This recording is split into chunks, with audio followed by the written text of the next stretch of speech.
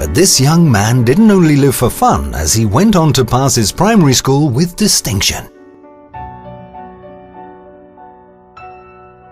This was already a sign that this young lad would go on to have a brilliant academic future.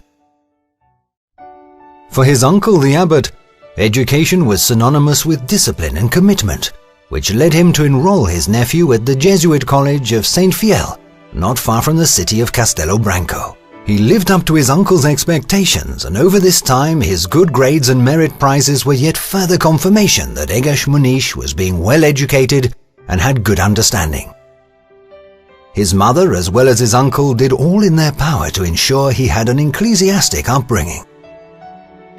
During the third year of college he was confronted with the news of the death of his sister Luciana, which was a particularly sad moment, as he had always had a soft heart for his elder sister.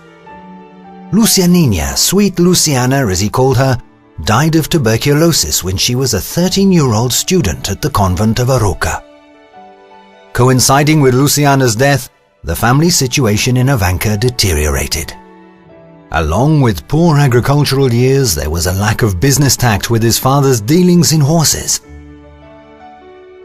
Life began to get complicated.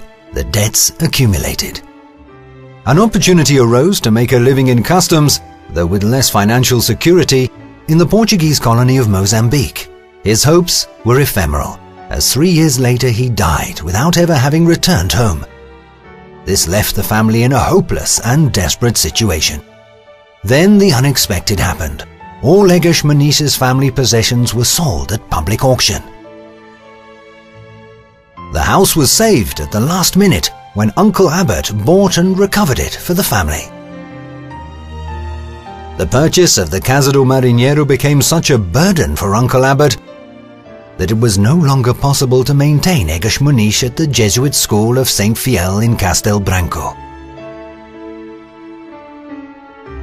It was at this time that the young man changed to a high school in Viseu,